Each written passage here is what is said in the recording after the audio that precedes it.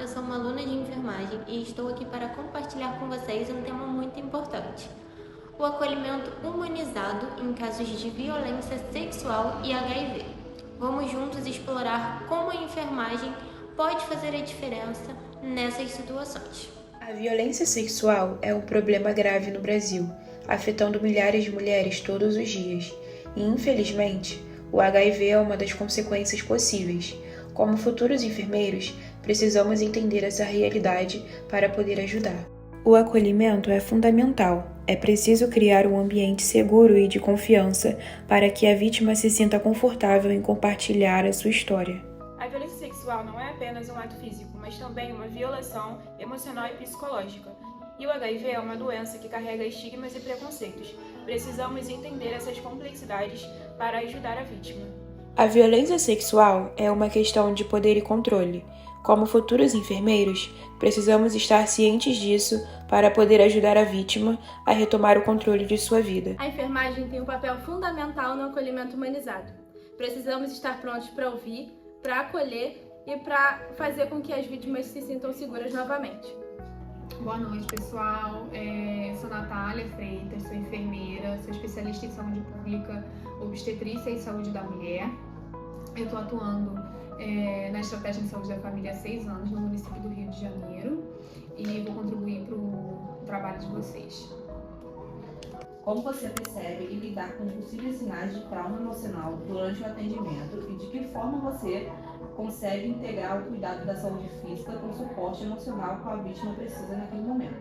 Então, durante a escutativa, a gente tenta entender quais são as principais queixas do paciente, esclarece as situações e os procedimentos que vão ser realizados. É muito importante a gente comunicar à vítima onde a gente vai tocar e onde a gente vai avaliar para que a gente evite um segundo trauma, respeitando o momento do paciente e respeitando a situação em si. Quais desafios éticos surgem quando foi necessário acionar outros serviços, como assistência social ou polícia? E como você equilibra a obrigação de comunicar o caso com respeito à privacidade e ao consentimento da vítima?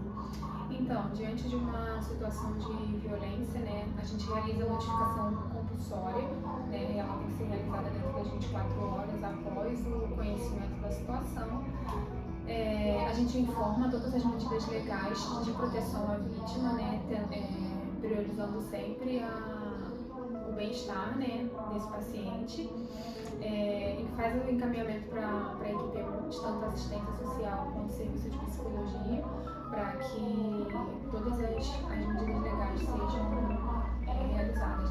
Tenta esclarecer a vítima quais são os direitos dela, para que ela também participe da decisão, da tomada de decisão da situação que vier.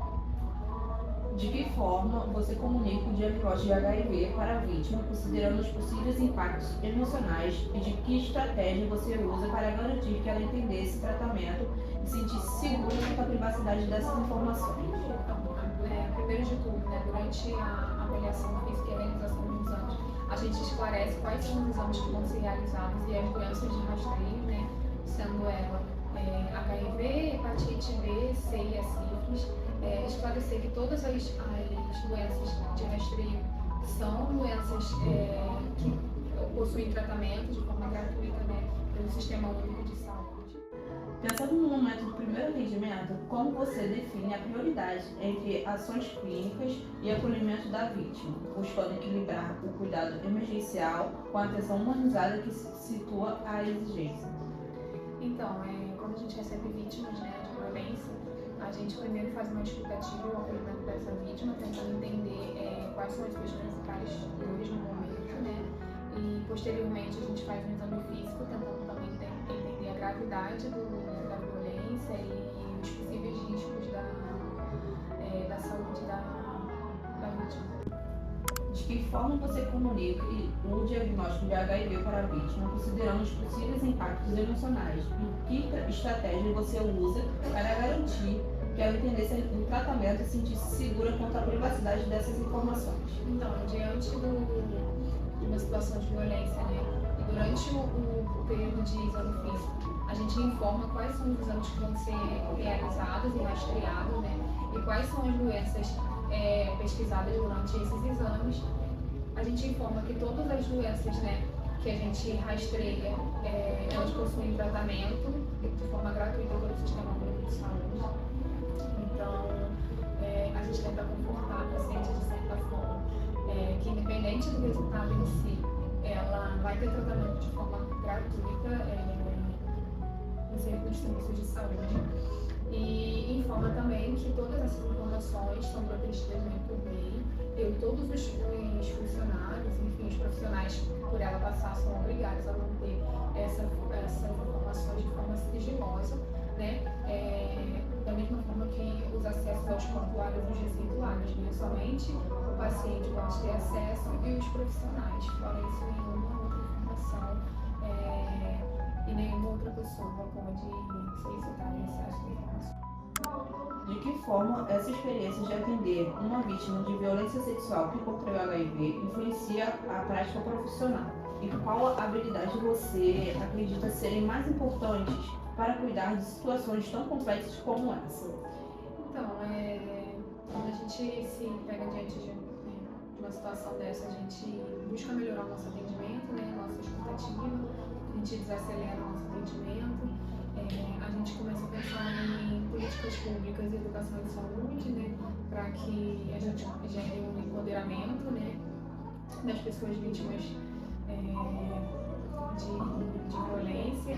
Então, a gente passa a buscar mesmo como melhorar, né, diante de cada atendimento, para que diante de alguma situação dessa a gente consiga trazer mais conforto e acolhimento para essa pessoa. De acordo com as diretrizes da Política Nacional de Imunização, um processo importante que ocorre por meio da ambiência, que basicamente é criar espaços saudáveis, acolhedores e confortáveis que respeitem a privacidade, propiciem mudanças no processo de trabalho e sejam lugares de encontro entre as pessoas.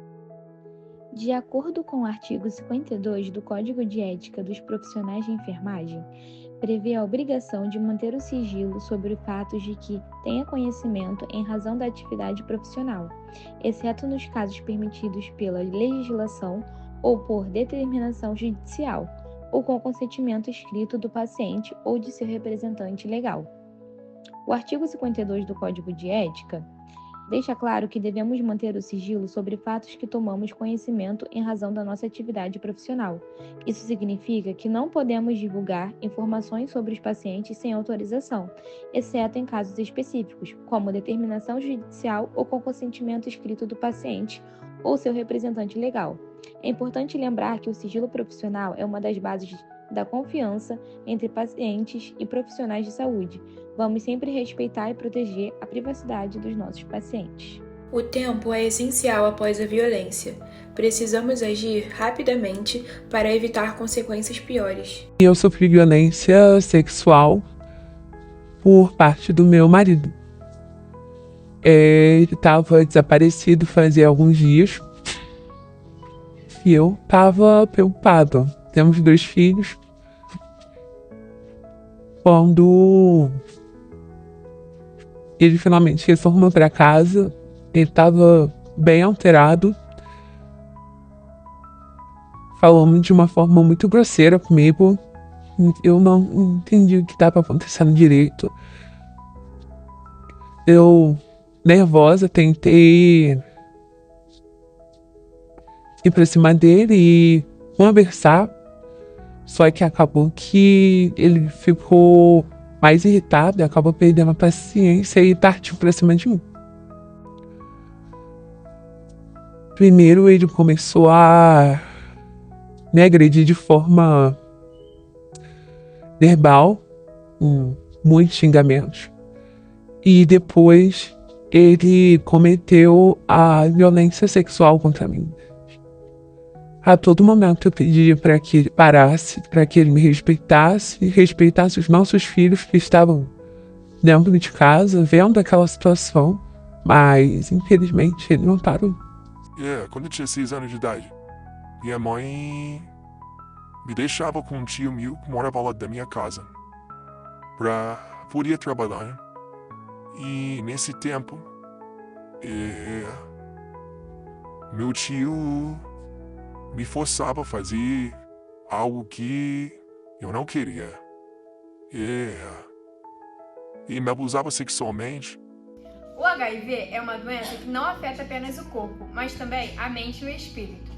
Precisamos estar preparados para cuidar de forma integral, respeitando a autonomia e a dignidade da pessoa. O HIV é o vírus da imunodeficiência humana.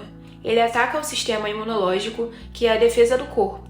Com o tempo, se não tratado, pode causar a AIDS, que é quando o corpo fica muito fraco e suscetível a ter várias doenças. É transmitido principalmente através de relações sexuais sem camisinha, sangue contaminado e de mãe para filho no momento do parto ou amamentação. Não tem cura, mas tem tratamento, com remédios que controlam o vírus e permitem que a pessoa tenha uma vida saudável. Precisamos promover a educação sexual integral de forma que aborde além da biologia. Aborde temas como o afeto, o consentimento, o respeito, a diversidade e a identidade. Ensinar crianças, jovens e adultos sobre a sexualidade de forma responsável e acolhedora é uma forma eficaz de prevenir a violência. Além disso, pelo conhecimento, podemos garantir respeito aos direitos humanos, às diferenças e promover a saúde física, mental e social para todos.